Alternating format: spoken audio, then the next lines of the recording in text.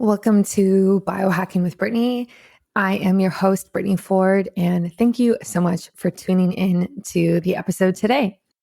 I am a registered holistic nutritionist with a special focus on functional medicine for women's health. And that's kind of what we get into today in our episode. This one is all about gut health and really taking a look at the different microbiomes throughout the body, especially taking a look at the vaginal microbiome, which is not something I have necessarily talked about a lot on this podcast before, but is definitely something of interest to me. We kind of dive into it, how dysbiosis in the vaginal microbiome can lead to all sorts of issues and symptoms that women might be focusing on or dealing with. We also talk about Candida and its significant impact on this and how it's kind of all related. We talk about UTIs and how to manage them if you get chronic UTIs, which I know a lot of women deal with. And we talk about the causes of that and how UTIs can even be related to Candida and really what you can do besides just, taking a probiotic or drinking cranberry juice. So we kind of get into that. And I love learning about gut health because this was something that was really big in my life when I first got into health and wellness. I realized I had a lot of gut health issues when I was a teenager, and there's multiple reasons for that. And I kind of share a bit on this episode, but I had chronic sinus problems when I was a kid. So I took a ton of antibiotics, unfortunately. And I was also a C-section baby. So the whole microflora for me in general was not great in my childhood. And then once I got to my teenagerhood, it was just showing up in different ways. And I finally realized okay, I need to work on my gut health and restore everything that kind of happened over the last few years. I think it's after you take one round of antibiotics, it takes 5 years to rebuild your microbiome to be at a place where it was before you took those antibiotics. So that's pretty interesting. I am pretty horrific, honestly, but that's kind of what we talk about in this episode. And we also talk about the impact on women's health in terms of pregnancy and postpartum, how a lot of women are given antibiotics at birth and the detrimental effects of that and what you can do about that. So we kind of go all over the place with this, and it was a really good one. And today is Friday, so you know that this episode is dedicated to women's health. Fridays are now female first, female forward, whatever we want to call them, because I just want to be able to provide more education and, insights onto women's health from a holistic and biohacking perspective. And that's exactly what is happening with this episode today. So enjoy that. And it is also November now. So I am so excited about this. That means that there are going to be so many different Black Friday deals this month. And I do a lot of my big shopping in Black Friday in the month of November. I kind of wait, especially in September and October. I'm just everything's going to go on sale in November. I'm just going to wait until I buy something then, just because I don't want to pay full price if I don't have to. And a lot of the brands that I love are also doing mega Black Friday deals. And so it's really exciting. If there's something that you have thought about trying, or maybe that's a bit more expensive, or you've always wanted to do it, now you're kind of oh, maybe I should do it now. This is the time to do it. And I definitely recommend maybe making your list and seeing what goes on sale. That's kind of what I end up doing. So I know Bioptimizers is having a big sale, and it's all November long, which is awesome. And so it's not just on the one singular weekend. And you can use my discount code BiohackingBrittany, and that will actually get you the most off. So regardless of whatever the discounts are on their website, or you find online, or you get emailed, I don't know, mine is actually the highest. So if you use mine, I I recommend you use mine. So it's Biohacking Brittany in all capitals. And you can just go to biooptimizers.com/biohackingbrittany, and there's like everything is discounted right there for you. So it's really easy. And I really recommend you take a look and do that one. And then Mimeo and Fatty 15. So Mimeo, I was talking about yesterday on my Instagram stories, actually. This one is very interesting because it stacks 4 different biomimetic ingredients. The biggest and most interesting ingredients that I think are being studied right now, they all have to do with longevity and cellular health and really activating autophagy in the body. So Mimeo mimics a 36-hour fast, which is crazy. And their whole thing is that if you take these 4 ingredients, put them together, they actually work a lot better. So they have like spermidine, OEA, PEA, and NMN, and they put them together. And the research has shown that they are way more effective in the body for mimicking the benefits of fasting. So that's what Mimeo did. They stacked them together. They're the only company doing this, which is why I love them. And they are really making waves this year. And they are very, very innovative. I love their team. I think they're great. And Fatty 15. So Fatty 15 is the other company that I think is worth adding to your supplement stack this year. This is a new essential fatty acid. Like what? That's crazy. That is so crazy. This is the first essential fatty acid that has been discovered in over 90 years since omega-3. Okay.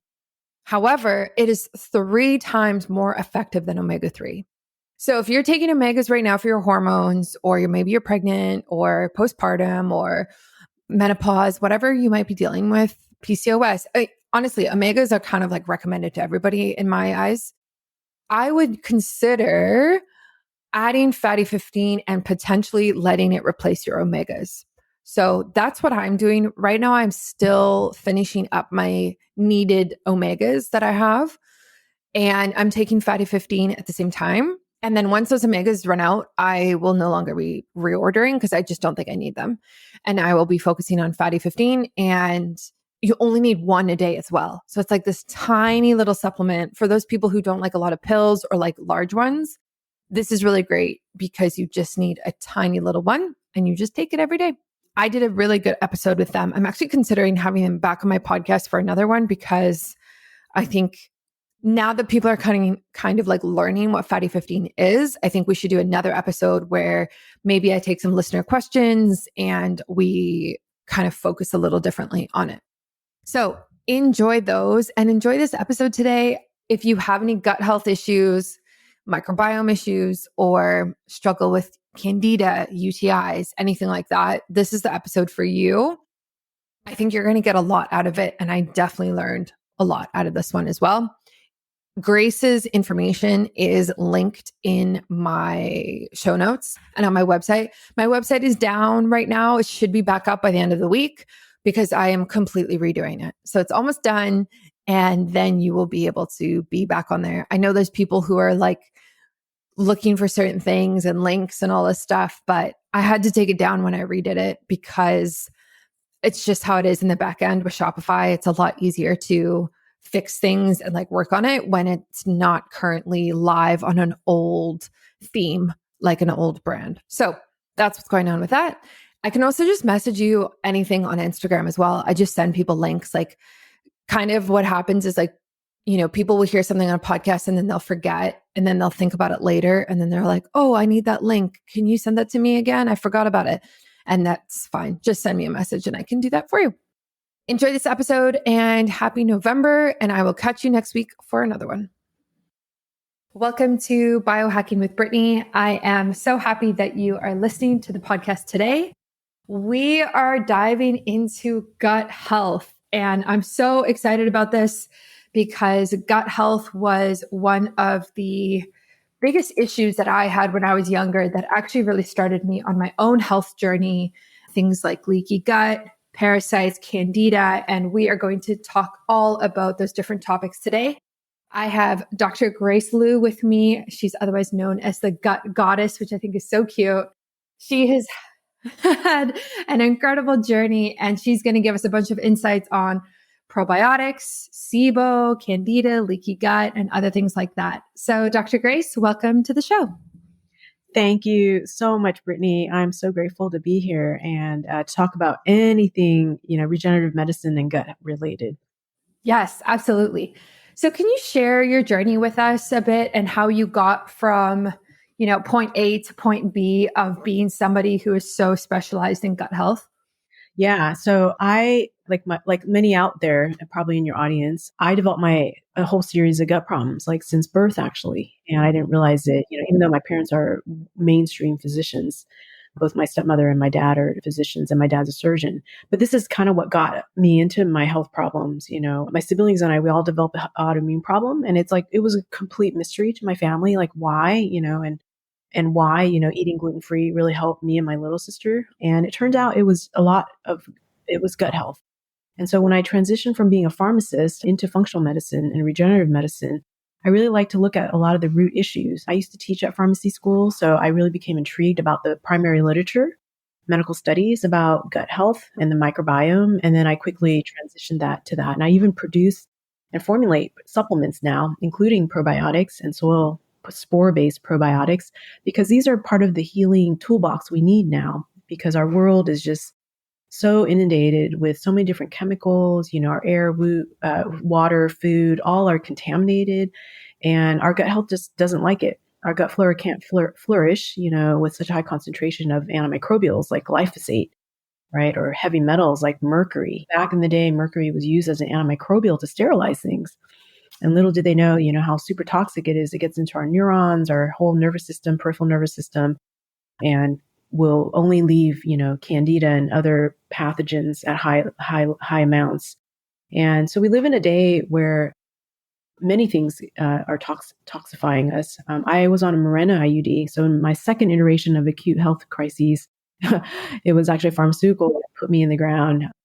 It was a synthetic progestin known as levonorgestrel. It's in Skylar and Mirena IUDs, intrauterine devices. Yeah, and I just really wanted to just control my hormones and prevent pregnancy. But little did I know, I was really prematurely curtailing my health and my whole longevity, actually. And this is what the studies show now. A lot of synthetic hormones are just so killing to us, and yet we have many supplements even that are made out of petroleum products and other synthetics, which are just absolutely going to lead to premature death and other health problems. So my platform, the Gut Institute, we're all about bugs, not drugs. There are certain pharmaceuticals though that are useful, and we do employ many in health journeys, depending if we really, really need them.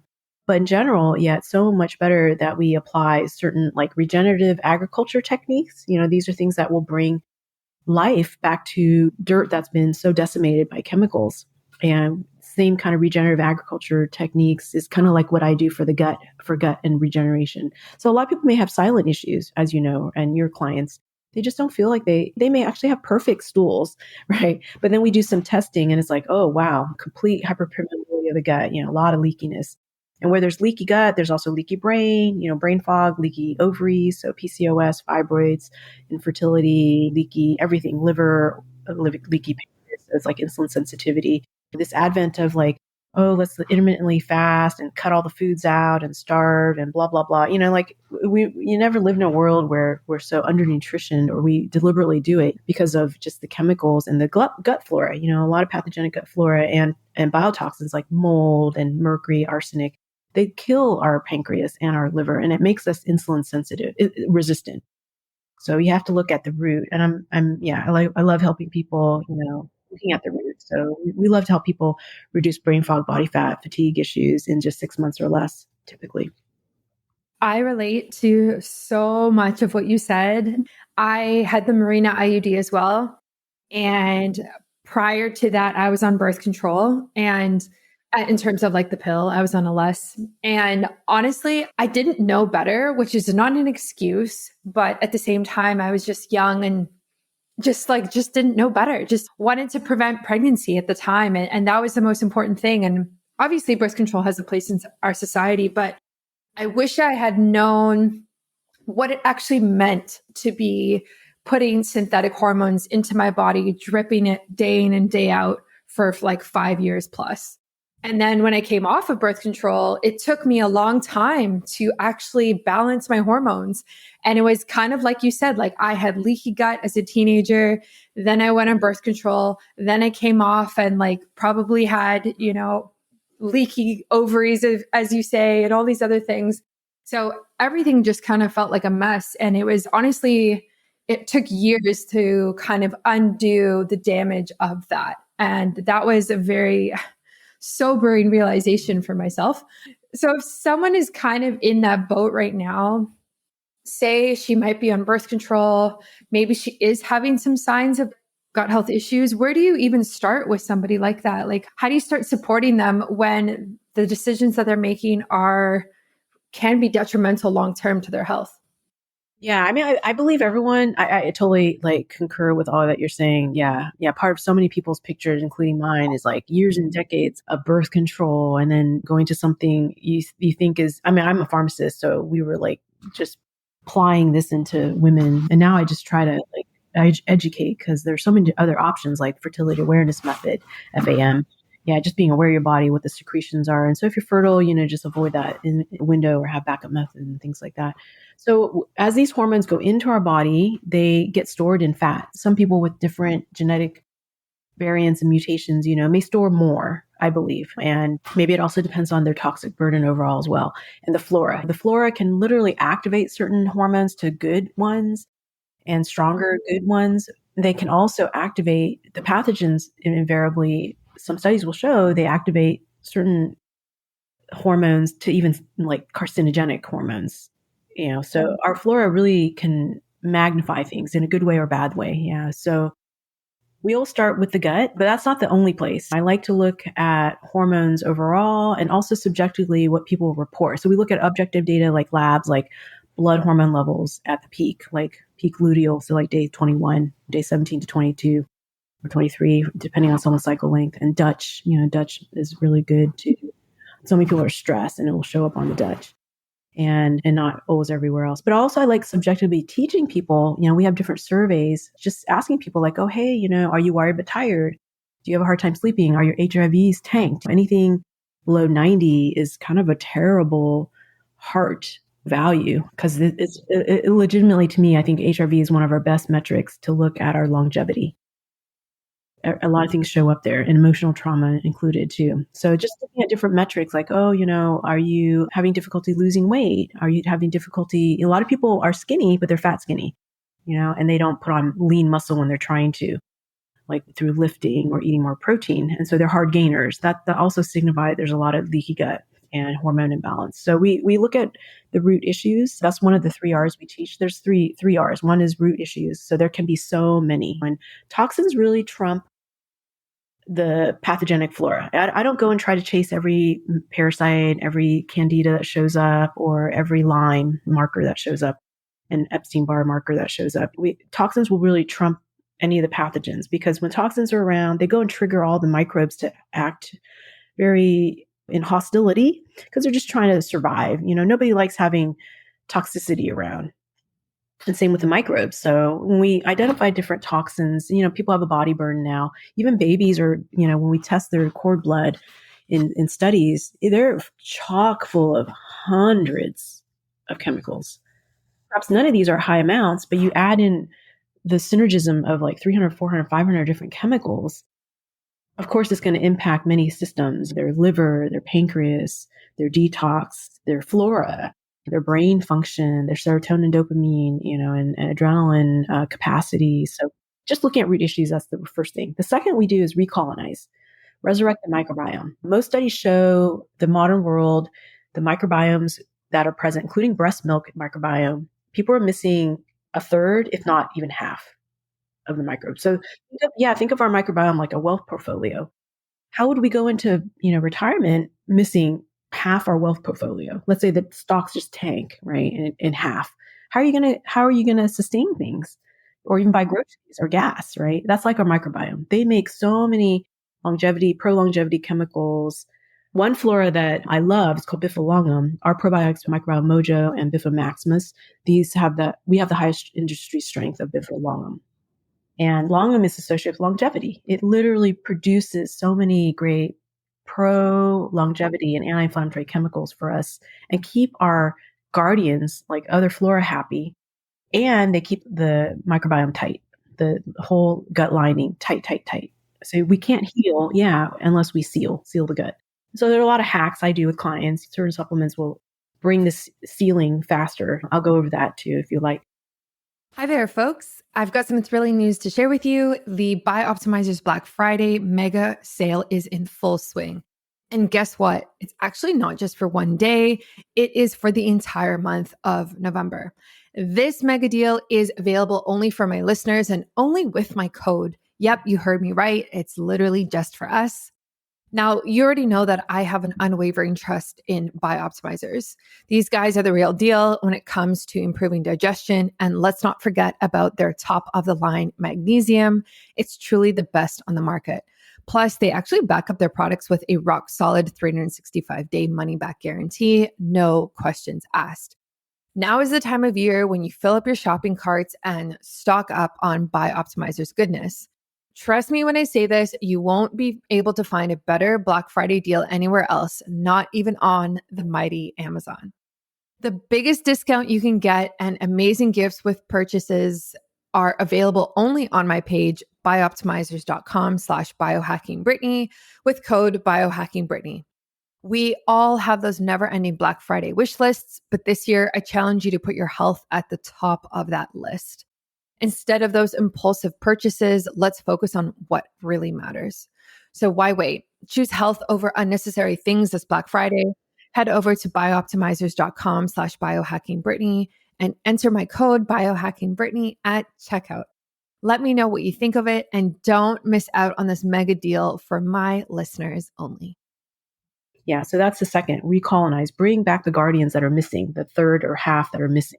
Just like a wealth portfolio, just like a firewall. Would someone really go surf a bunch of websites without an adequate firewall, right, on their computer? No, because you would go and pick up a whole bunch of malware, viruses, and not only risk losing your hard drive, right, but really precious documents, photos, right, and corrupt those, right? So that's like our body as well too. Yeah, we want all the adequate firewalls, and really, literally, babies are born now without that, or many of us have lost it because of antibiotics and super sanitizing methods, hyper hygiene, which is not so great in the COVID world. Yeah. And then the third R is rhythms. So like you're really into hormones. We have circadian and diurnal and nightly nocturnal rhythm for all our hormones. Like men get a boner, right? They have morning wood. Right? Women, we have PMS. We have a monthly cycle rhythm. We also have daily rhythms of our hormones. Progesterone peaks more at night. That's why we like to take progesterone more at night. It's our calming hormone. It's anti-inflammatory. It's anti-cancer. It's also really pro-calming. So a lot of women who don't have enough progesterone, they're anxious as fuck, right? And they're like cranky, right? Dry, like yes. And they don't have enough hormones to support keeping our lower extremities free of imbalances. Yeah. And then, so recolonizing also means, when we get enough of the good flora in, they go and reduce other flora. Like I love looking at on a urine test, we do a lot of organic acid testing. It's a metabolomic test. So we're looking at really the flora and what they're making in terms of dilutable, water-soluble materials that go into the blood, and then they're filtered by the kidney, so they show up in urine. It's a really simple, non-invasive test. We do it in children as well, 3 and up, and look at spectrum kids or kids with a lot of gut issues, because we can see the burden of fungal overgrowth, mold and Candida, Rhodotorula, many other fungal overgrowths, and we can look at SIBO, different Clostridium overgrowths and other flora. We don't see the exact species, but it's just the burden. How many red zones, how many are over 20%. I look at what's natural and normal. Healthy people have markers that are 20% or below. It's way lower than what the lab reports actually. So I have like different functional integrative ranges than the lab even. But when we hit those ranges, people feel great. And we have different protocols. I also teach coaches and concierge doctors some of the protocols. So that's how we start. We just share like what our ultimate goal is. One of the rhythms is temperature. Anyone below 28.6, they can't fend off viruses like Epstein-Barr or Candida. Yeah, so there's different tricks to get that. Yeah, do a hot bath with mag chloride, get in 10,000 steps a day. Let's like bulk up on all the adrenal protocols. Like we love products like our dragon mojo. It's mildly going to block it's got a lot of dim and chrysin, so it's going to block some of the estrogen receptors. Yeah, and get our anabolic hormones like progesterone and testosterone up, and it's anti-stress, so it will help to normalize like cortisol levels. And then, so once the temperature comes in, then we don't have to worry about so many pathogens. A lot of pathogens are just running around because of the toxins around, and the temperatures are too low, the two T's. Man, I just want to talk about so many of the different things that you have mentioned. Some things that definitely stand out to me as I'm thinking about now is this idea of starting with a healthy foundation for our microbiome. So I was a C-section baby, and then my mother had mastitis, and so she actually couldn't breastfeed. And so to have that back to back is very interesting. Now, obviously she didn't know back then. I didn't know when I was a kid, obviously, right? But now as I am focused on preconception health and helping women, and we're having these conversations more, I've realized and I've learned how significantly important it is to try to have a vaginal birth because of the microbiome that's actually involved in that from the bacteria that the baby experiences when it comes to the vaginal canal. And now I'm sure, as you know, C-section babies have the option to do a swab afterwards where they wipe the mother and then they wipe the baby down. So the baby actually gets that bacteria on their skin. But I'm so curious about the breastfeeding microbiome that you mentioned, because I actually haven't heard of that before. And I would love for you to kind of dive into that for all of the mothers and new moms listening. Oh, I think the work you do, Brittany, is so needed, and what a gift it is, because starting with women preconception, they can help heal their microbiome, and vaginal particularly, and breast milk microbiome before they even have the baby. Because usually someone has a C-section, usually in the US, it's not scheduled. Whereas in Britain, in Brazil, or China, they tend to want that and they schedule them. But if they're having distress and requiring a C-section in the US, usually it's because the mom is in distress. And usually there's already a placental and vaginal dysfunction in the microbiome, dysbiosis. So swabbing, the couple studies that have already come out, they don't show any benefit to the baby. And I think it's because they're swabbing pathogens on the baby from the mom. Oh, wow.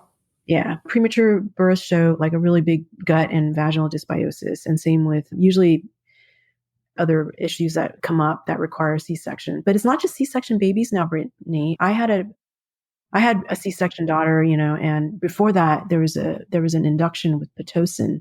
So not only is pitocin a synthetic hormone, oxytocin synthetically, which has so many problems, is not hitting the receptors, accurately like the way we talked about the synthetic birth controls.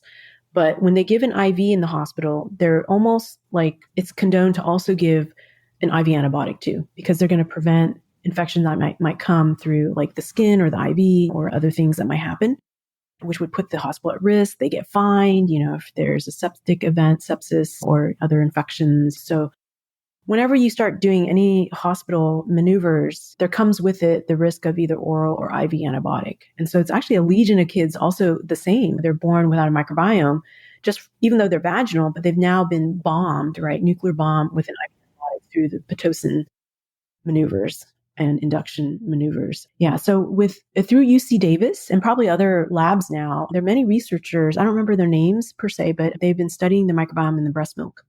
And so breast milk is not sterile. Many of us used to think that. And when I first started looking at microbiome research 20 years ago, that's what a lot of people were saying, but it's not. It is full of probiotics. And they come up through the lymph circulation from the gut. They actually identified the whole circulatory pathway. It's like a highway. Our lymph carries nutrients, carbs through triglycerides, right? And fats, of course, but it's also where we have all our immune cells, white cells, many other things. They also found that's actually where the probiotics travel. And so it goes to the milk. Baby is born without an immune system. It has not had vaccination yet and, being vaccinated to the environment or other things that they're eating.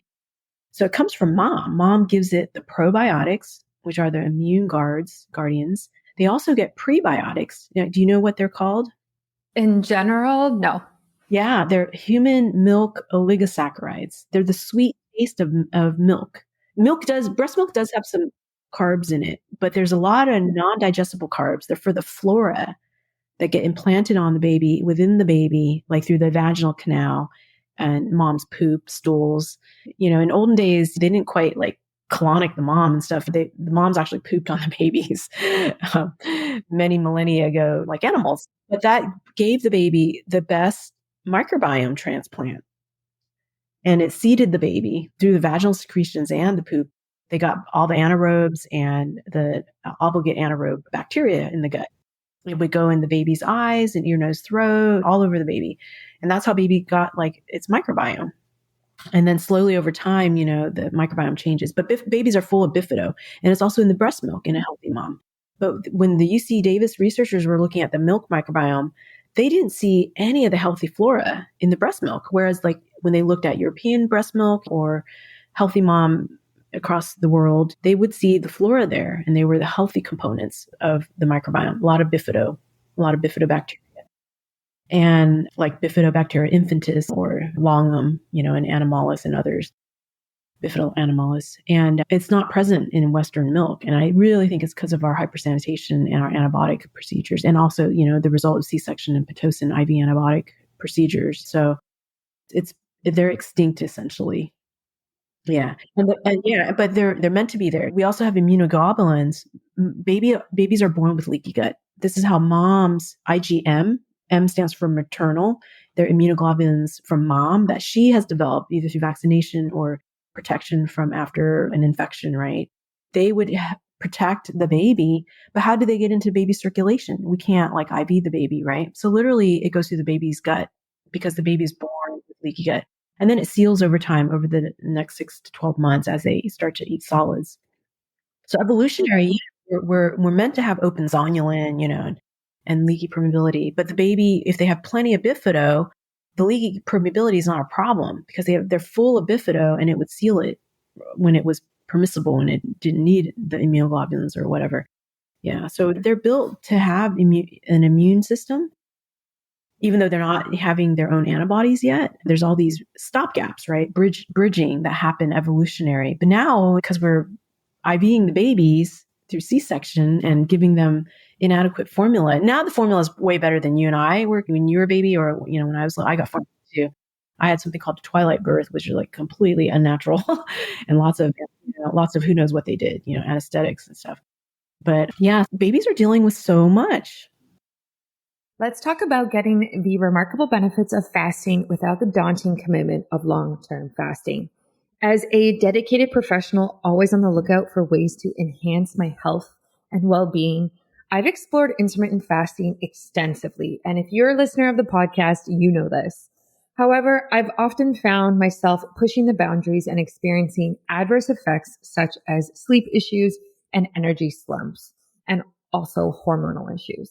While intermittent fasting did offer some positive outcomes initially, like many of us, I struggled to incorporate it long term without it really disrupting my daily life. However, my life has recently taken a turn for the better, all thanks to Mimeo. This is the world's first biomimetic supplement. This incredible innovation is the accumulation of years of rigorous clinical research meticulously designed to replicate the effects of a 36-hour fast at the cellular level, which is wild.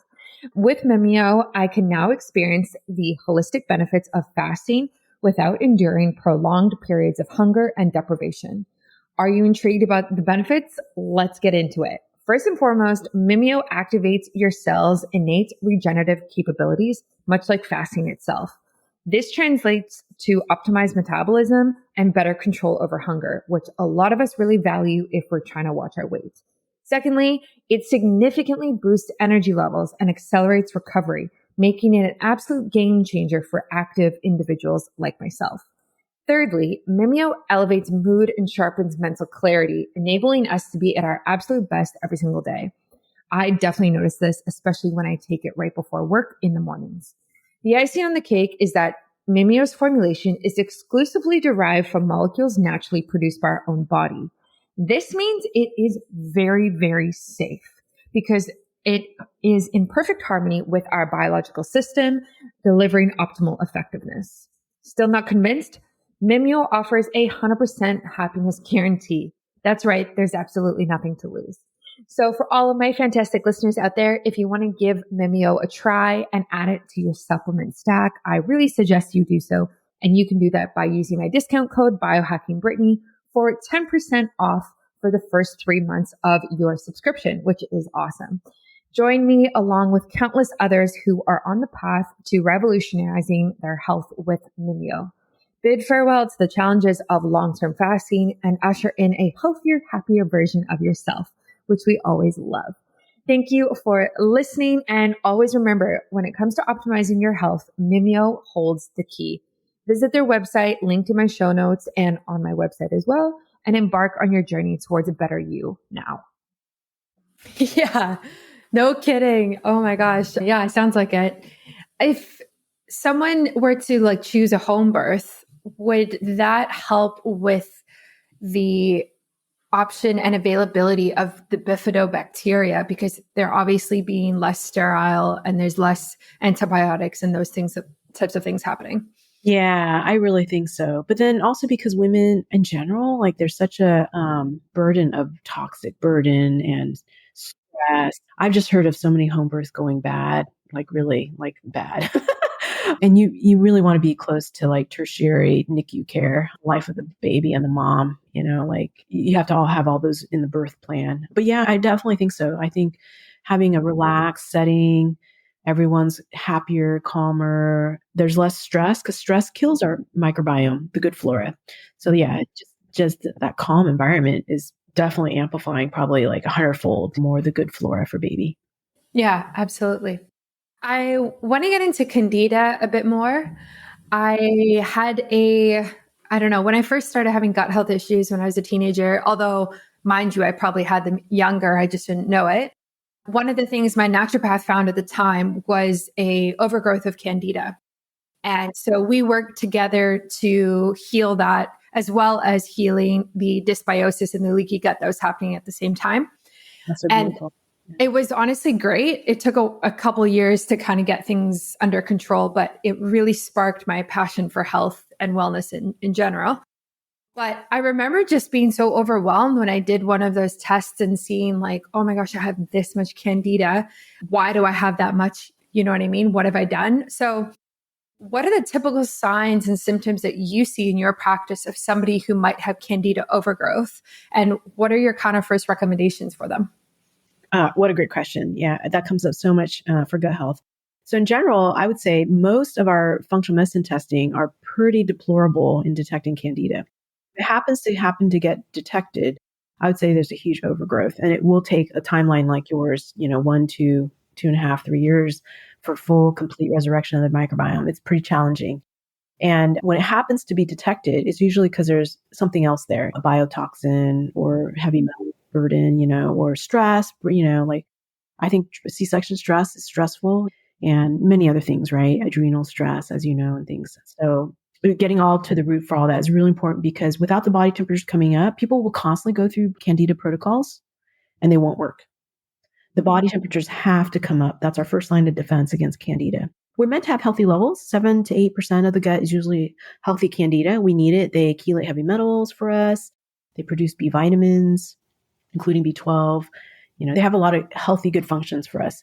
But they go out of balance when there's not enough of the balancing guardians like the bifidos and butyrate makers like Clostridialis, like Roseburia, Faecalibacterium, Peresnautzi, eubacteria.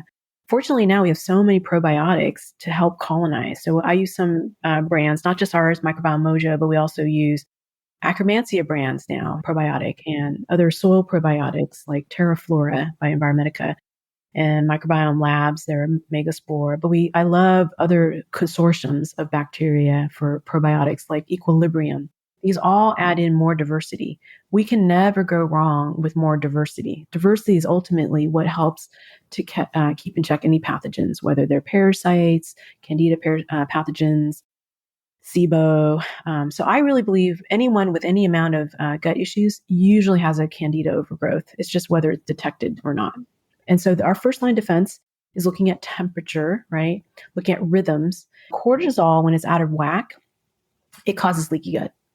So also, again, there's no point in trying to work on leaky gut when people have a lot of stress. We try to look at all their degrees of stress. And usually the biggest one is the gut. The gut is a big stressor. It's a huge surface area. It's as big as a tennis court. Can you imagine if that's all bloody and broken up? It's really hard to heal from that. It's a subclinical infection, and it really drains our immune strength, our regenerative capacities. So one of our first line to hit our regeneration is to bring on some peptides. So peptides are our newest tool in functional medicine. On the Gut Institute, you'll find many brands. We have HealthJev, a couple BPC 157 brands there. They have a new TB4 coming out. TB4 in clinical studies is shown to actually resurrect a scalp microbiome for a dandruff study, a dermatitis study, seborrheic dermatitis study. It's really fascinating. It can control mold, aspergillus, and candida on the skin and resurrect the good flora, like the ones that belong there, and lower pathogens, not just candida, but also even bacterial pathogens like strep and staph and pseudomonas. So it's really powerful. So we use oral, so it means by pill, the pill form of TB4 peptide. And there's some brands on our store, the Gut Institute. So that's the first thing. The second, because we normally would make enough, but if we're ill, chronically calcified, or tired, stressed, a lot of cortisol dysregulation, we don't make them. And as we age, we make less and less, So TB4 comes from our thymus gland. It's right in our front, the chest. As we age, it atrophies, it involutes actually. But we can bring it back online, I believe, by healthy practices, meditation, many things. There's so many different ways to hack. You probably should know all of them 100%, Brittany. Yeah, we can bring all these things back online. But in the meantime, for healing, those just trigger so much faster healing. And then the typical kind of Candida protocol I love to share about is those that also hit other pathogens. They're not just antifungal, they're also antiviral. So with my pharmacist background, really is helpful for that. And I love teaching the protocols. Like we run continuing education all the time. We sell the replays. If people are interested, they're on the Gut Institute or join us for a live webinar. And so monolaurin is really, really helpful.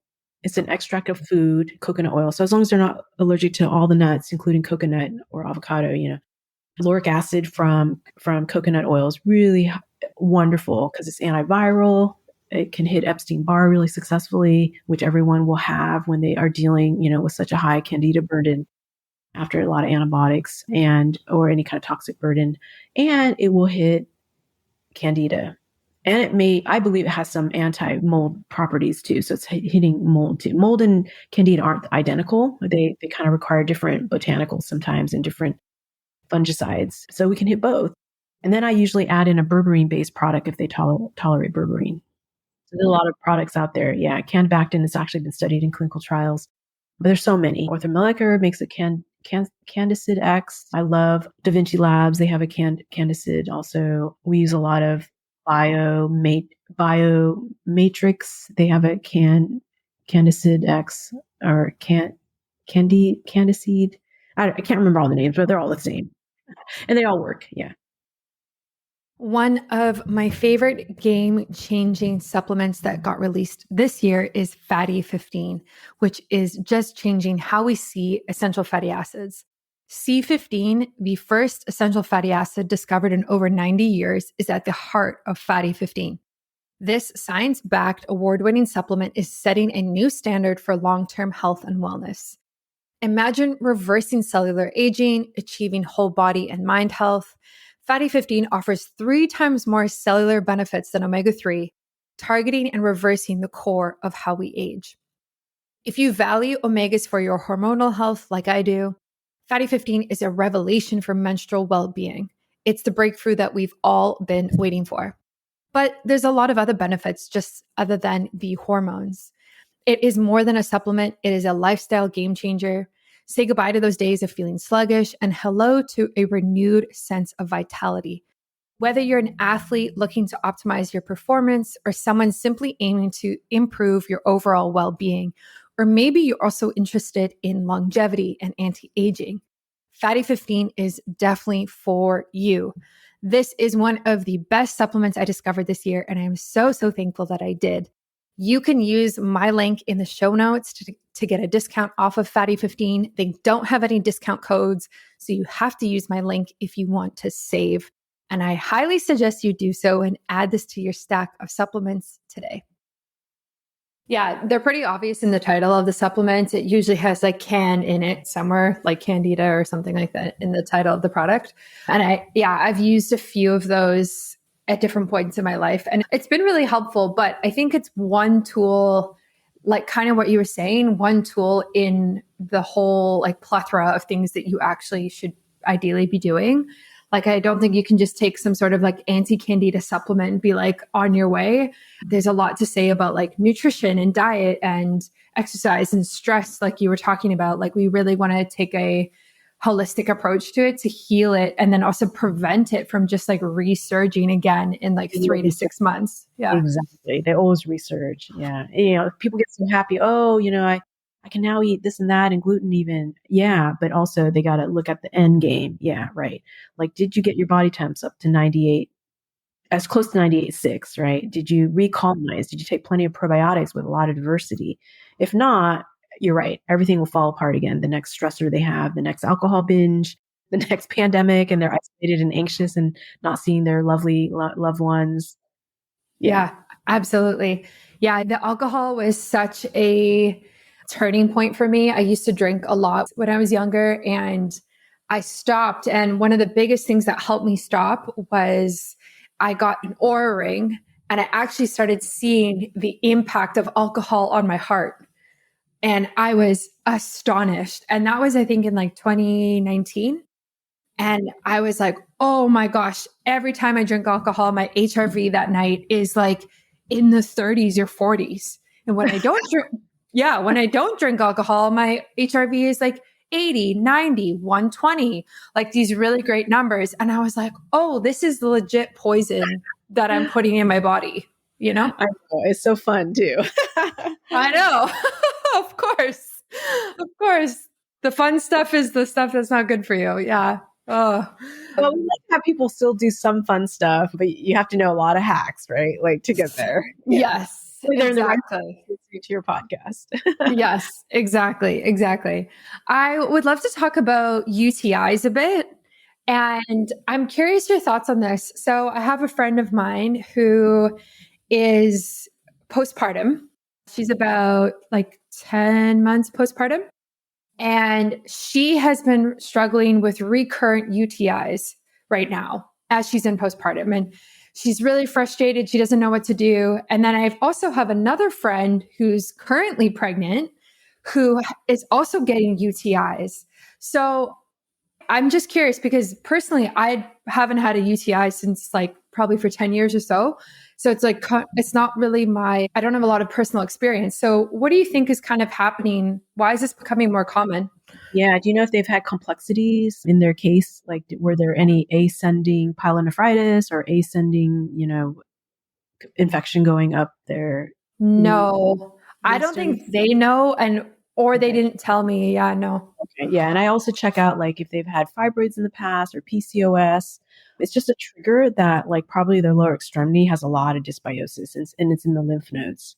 So like we look at animal studies, they'll sometimes harvest and sacrifice the animal and look at the lymph nodes. And guess what? Like when there's a lot of UTIs, there's also a dysbiosis with all the microbes. So it's not just E. coli bacteria, which is a common offender in UTIs, but then there's also the atypicals. So they're looking at skin microbes, staph or strep and others. But then there's also going to be Candida.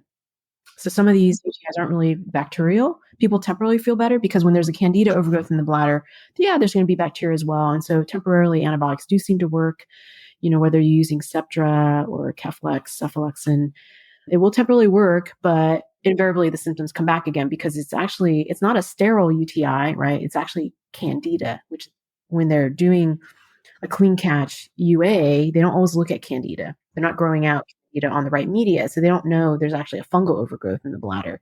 So if it's recurring, because they've had so many antibiotics already, once you take one antibiotic for UTI, you have yeast overgrowth. Makes sense, right? It sets us up literally the way modern medicine is, unless you use botanicals and a lot of probiotics. So I used to treat people only with probiotics. None of the UTIs would ever come back. But now it has gotten harder, Brittany, like the last 5, 10, 15 years since my practice started. The easy things don't work anymore. The easy button doesn't work anymore. Before it would just be easy probiotics, some fiber, no problem. No UTIs would come back. People who had chronic UTIs forever and ever, it would end, like wouldn't come back again. Now it's so much more different. And I wonder if it's because Since isolation with pandemic, people are in their homes all the time. If they live in mold, now they're breathing it in all the time, and now it's living within them.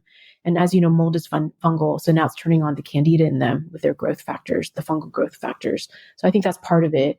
When I first started, cell phones were weak. They hardly had a signal. Now we got 3G, 4G. Now we're at 5G. And we got smart meters outside a lot of homes. And it's a lot of EMF toxicity, pollution.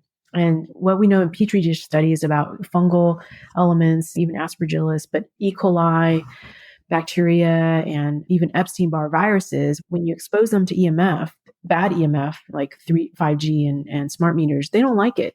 They get very hostile and unhappy. Make sense?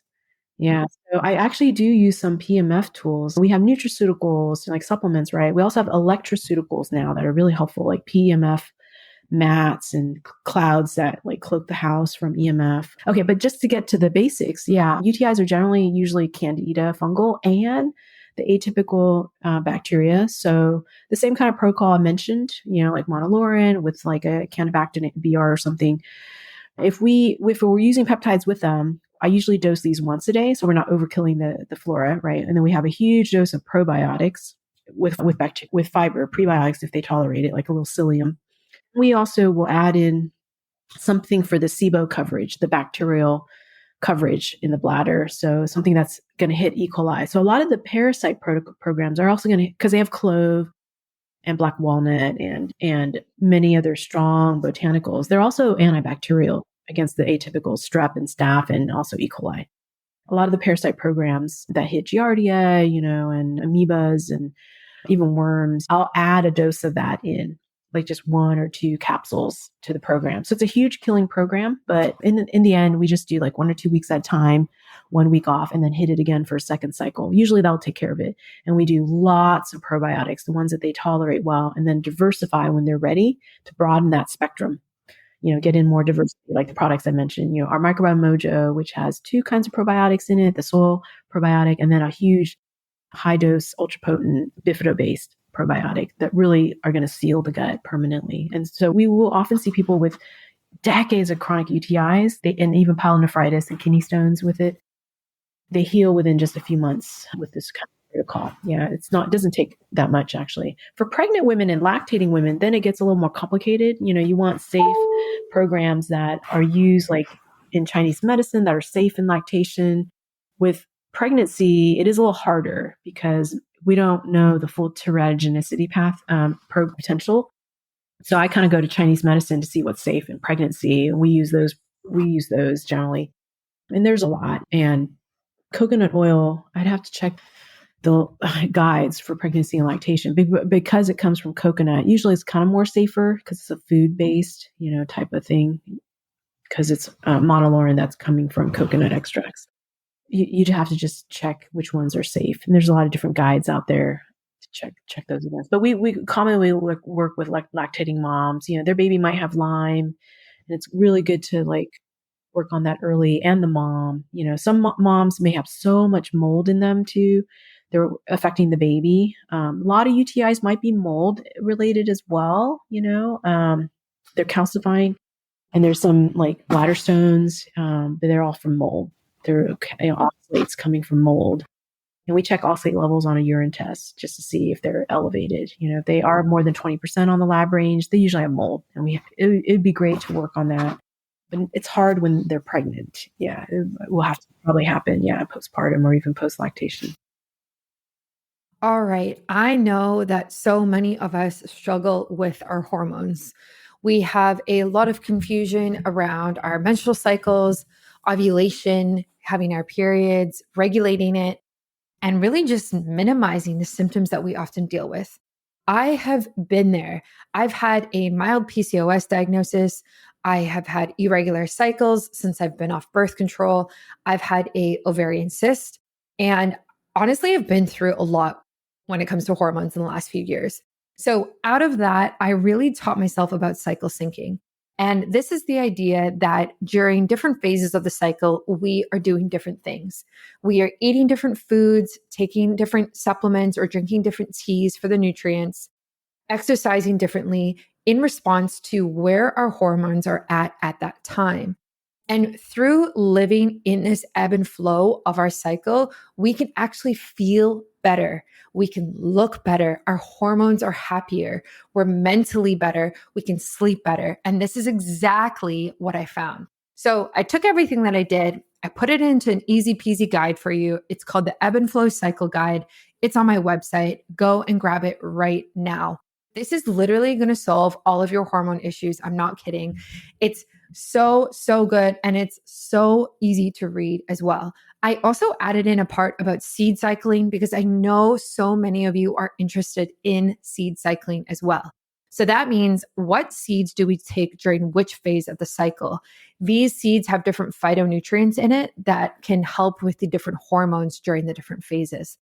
And I've also included over 30 recipes that are super tasty as a bonus. So these recipes are designed for the different phases. So you can have certain ones during your period, during ovulation, and things like that. And of course, I included biohacks. I included which biohacks to do around ovulation to optimize that, how to optimize your menstrual cycle or your menstruation during your period, and everything like that. Everything from castor oil packs to acupuncture to red light therapy to healing baths that I love. That is what I did. So this is my ebb and flow cycle guide. You can grab it on my website right now, biohackingbrittany.com.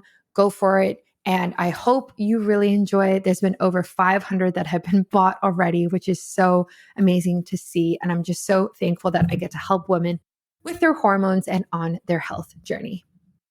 Yeah, I mean, even more the reason to like cleanse prior to trying to conceive is just to work on these things. Like, I was doing a ton of saunas even, and just to really sweat. And also saunas are really great for stress management as well, because it puts you into your parasympathetic mode. And if I can be sweating, but be in a parasympathetic mode, I want to do it. Exactly. That's great. Yeah. So it's really just this like emphasis on how do we address these things before they become a bigger issue, or you get pregnant and it's harder now to treat, or you're breastfeeding, same idea. So it's hard when I talk to friends and family and they are dealing with like UTIs and stuff like this. And we talk about diet, and I, as a nutritionist, like a good goal and what I was always taught was try to have one fermented food a day. So that could be like kombucha, as long as it's lower in sugar, or sauerkraut or yogurt. And when I kind of explain this, a lot of people will say like, okay, I'll do that. And then they'll go and buy the yogurt that has like strawberries and fruit and everything in it. And I'm just like, no. Let's buy like the unsweetened yogurt that has like 3 ingredients in it. And then you add berries to it, right? So it's just, I think our food right now is just so difficult in terms of like how healthy and actually like nutrient dense it is, and even bacterial dense it is in a good way. Anyway, so I hear you. I agree. Yeah. I know. Yeah, we run into so many shortcuts. Even I like shortcuts, but I used to make my own sauerkraut, but it would be like a 20-hour job every other month. Yeah. Oh my God, this is so much work. Yeah. I'm just Yeah, exactly. Like, you definitely don't have to make your own everything, but it's like making the swaps to healthier versions of what you're having, especially if there's like healthy bacteria involved, I think can go a long way. And then it also, does save money. I mean, if people have time, it does save so much money. People make yogurt out of our probiotic. I think that's great, especially because, they can't these species in a coconut brand. Let's say they're allergic to dairy and they want to make it in coconut, and it works out great, or almond milk. It works out great.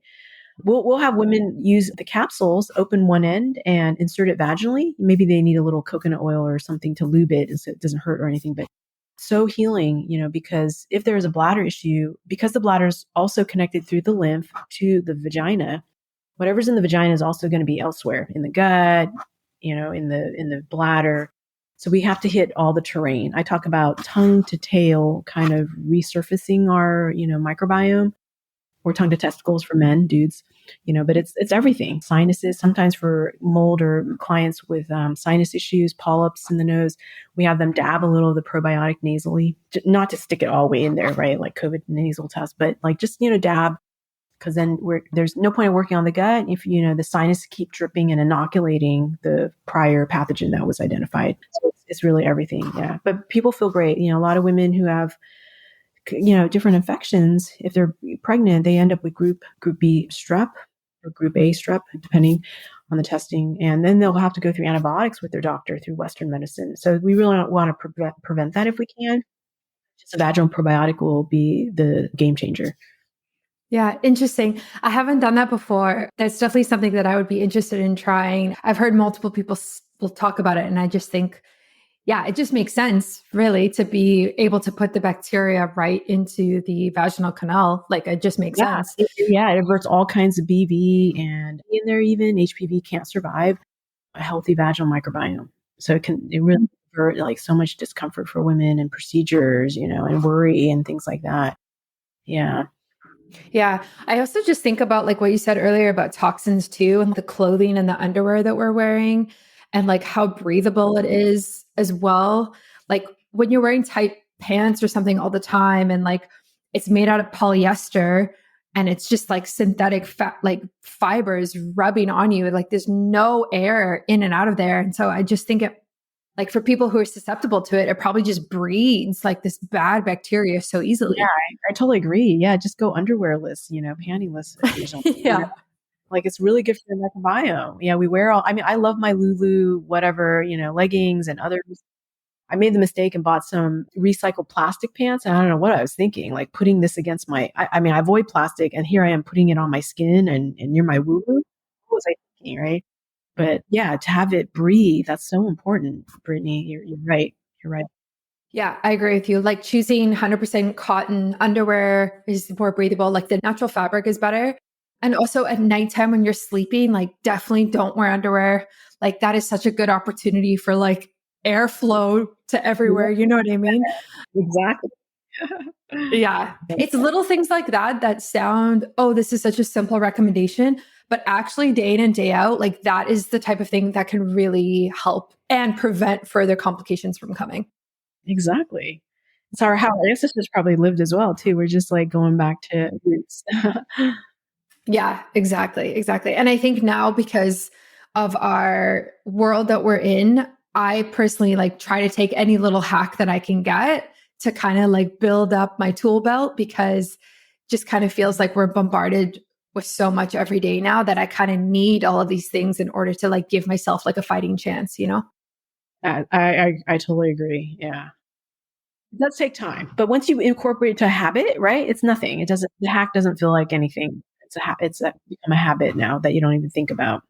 Yeah, absolutely. Yeah, it becomes a lifestyle, right? And then you feel so good doing it that you don't want to go back to kind of what you were doing before. Yeah, exactly. And then you'll see it. Like if you're measuring API data, like the HRVs, like you just see it. Yes. It'll show up. Yeah, It will. Yeah, I really believe that. Yeah. exactly. Yeah, I stopped binge drinking real quick when I got my Aura ring. I was like, okay, I'm good. Maybe like a glass or two of wine here and there. And then that's like it for me. So, Yeah. yeah. Yeah. So, if people want to work with you or they want to try your probiotic blends, where can they do that? You can find everything at thegutinstitute.com or email us anytime at info@thegutinstitute.com. We're on Instagram. We're on Facebook. Yeah, a lot of sources there as well. Yeah. Thank you so much, Brittany, for letting me share Amazing. about it. Yeah. Hope people feel better and have like just the most joy and endurance and energy that they want in their life, and to, move beyond, these health issues so they can really enjoy their passions and travel and be with their friends, family, fully present without these things bothering them. Yeah. It's so hard, but like you offer so many different solutions available if people just like contemplate them a little bit, I think. Yeah, absolutely. Well, thank you so much for coming on. I will link this in the show notes, everything that you said, and also on my website so people can easily find you. I learned a lot from this episode, and I think everyone did as well. Oh, I'm so grateful. Thank you so much, Brittany. Thanks for listening to another episode of Biohacking with Brittany. If you're interested in finding the show notes or the sponsors for this episode, you can do so on my website, which is biohackingbrittany.com. Remember to follow me on Instagram, where I'm most active. My handle is @biohackingbrittany. And if you're interested in working together and you want to email me directly, you can do that. My email is info@biohackingbrittany.com. And I look forward to hearing from you and having you tune in next week.